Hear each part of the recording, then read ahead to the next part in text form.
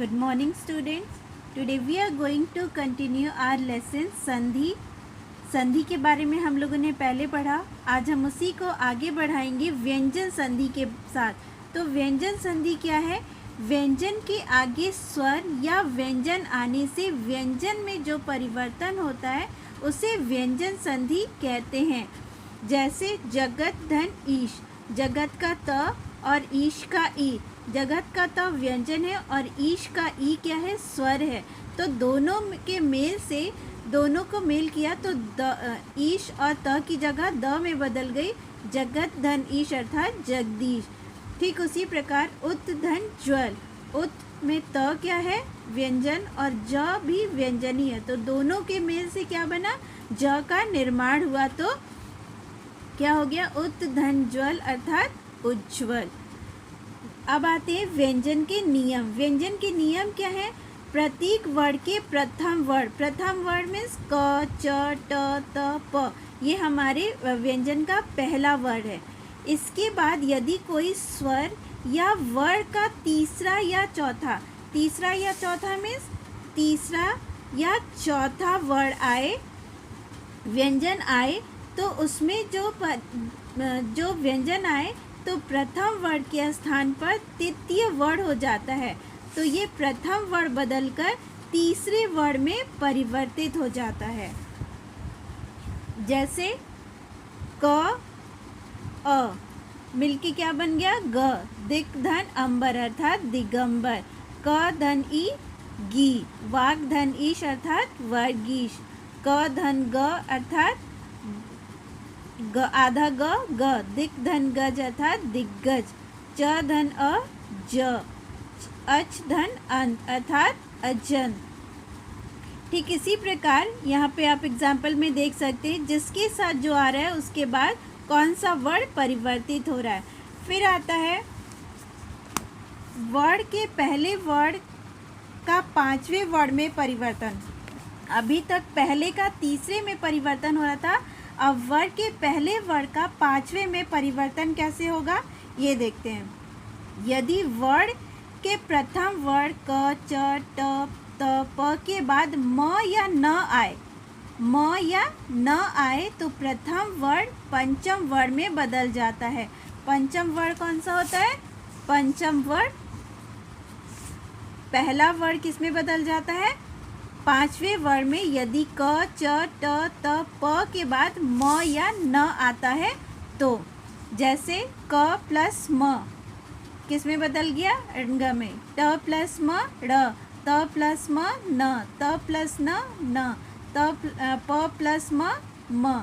ये सारे जो हैं ये पांचवें वर्ण हैं जो पहले वर्ण के साथ अगर म और न आया है तो हमने देखा कि वो पांचवें वर्ण में परिवर्तित हो गए हैं. फिर आता है त के नियम में. जब त के बाद च अथवा छ हो तो त का च हो जाता है. जब त के बाद च और छ होता है तो वो त का च हो जाता है. जैसे त च क्या हो गया? आधा च. त प्लस छ अर्थात च. इन दोनों किस में परिवर्तित हो गया? च में. उत धन चारण अर्थात उच्चारण. बीच में आधा च आ गया. छिन्न धन उत धन छिन्न अर्थात उच्चिन्न. इस यहाँ भी क्या आ गया? न की जगह पर च आ गया. फिर आता है जब त के बाद ज अथवा झ हो तो त का ज हो जाता है. जब त के बाद ज आता है तो वो क्या हो जाता है?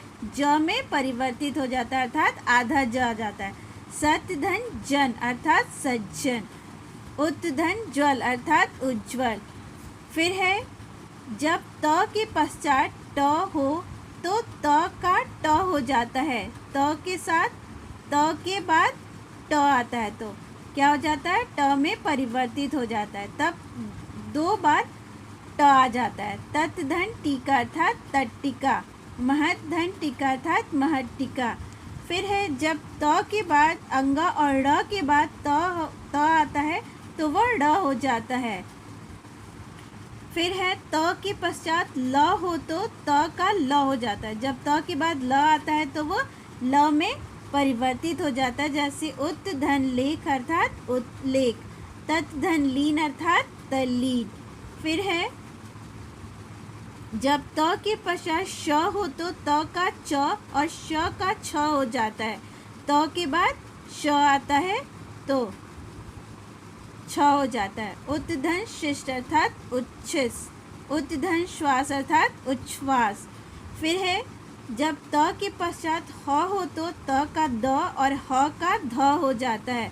जैसे त प्लस ह क्या हो गया द। उत्धनहार अर्थात उद्धार, पद धन हति अर्थात पद्धति। फिर है म के संबंध में नियम। म के संबंध में नियम क्या है, म और क मिलने पे अंग हो जाते हैं, म और ग मिलने पे भी अंग हो जाते हैं।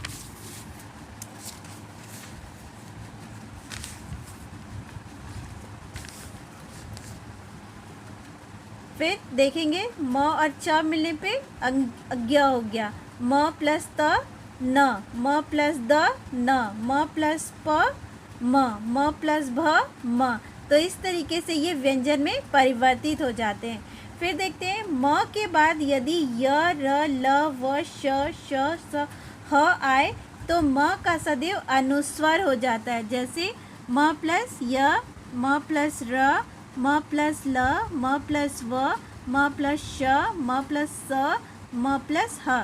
तो इन सब के आने के बाद म के बाद अगर ये वर्ड आए हैं तो ये किस में परिवर्तित हो गए, अनुस्वार में परिवर्तित हो गए हैं।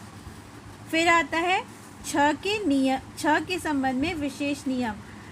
जब स्वर के बाद छ वर्ड का हो तो वह छ हो जाता है। जैसे आ प्लस छ, उ प्लस छ, ई प्लस छ, ये क्या है स्वर।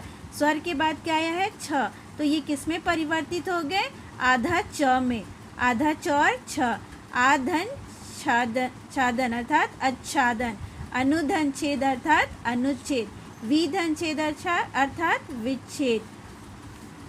इसी प्रकार श का भी नियम है।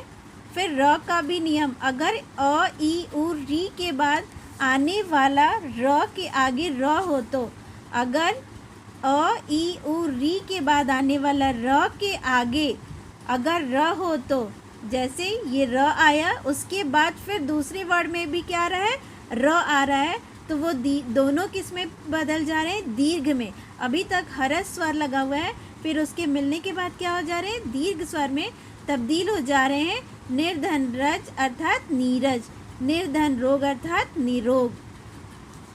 फिर हमारा नेक्स्ट टॉपिक है विसर्ग संधि। विसर्ग संधि क्या है, विसर्ग से पहले यदि अ हो और उसके बाद भी अ या किसी वर्ण के तीसरे चौथे पांचवें वर्ण जैसे ग घ अंग ज झ य ट ठ अड़ द ध न ब भ म तथा य र ल व श में से कोई वर्ण हो तो विसर्ग का ओ हो जाता है।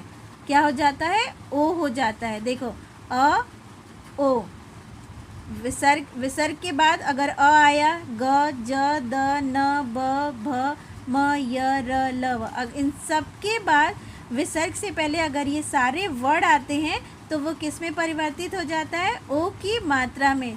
यश धन अभिलाषी कहा किस में बदल गया, ओ की मात्रा में यशो विलासी। अध धन गति, विसर्ग के बाद ग आया, अधोगति। सर धन ज, विसर्ग के बाद ज सरोज। यश धनदा अर्थात यशोदा। मन धन नीत मनोनीत। तो देखा विसर्ग के बाद जब ये सारे वर्ड आ रहे हैं जो तीसरे चौथे नंबर पे हैं तो उनको उनके मेल से जो परिवर्तन हो रहा है वो किस में बदल जा रहा है, ओ की मात्रा में। तो इस प्रकार ये हमारा परिवर्तित हो रहा है ओ की मात्रा में। फिर है विसर्ग। विसर्ग को र के साथ, विसर्ग से पहले अ आ को छोड़कर, अ और आ को छोड़कर कोई दूसरा स्वर हो और परे कोई अन्य स्वर वर्ग के तीसरे चौथे वर्ड ग घ ग ज झ य ड ढ ड़ द ध न ब भ म या य र ल व श ह में से कोई वर्ड हो तो विसर्ग का र हो जाता है और जो स्वर होने पर उसमें जुड़ जाता है। जैसे विसर्ग आ, विसर्ग के बाद आ आया तो क्या हो गया रा, और विसर्ग के बाद अगर ध आ रहा है तो वो र में परिवर्तित हो जा रहा है। निर्धन आशा अर्थात निराशा। निर्धन ध आया यहाँ पे तो क्या हो गया निर्धन। तो इस प्रकार हमारा संधि यहाँ पे समाप्त होता है। इसका रिटर्न वर्क मैं व्हाट्सएप ग्रुप पे सेंड करूँगी। Thank you.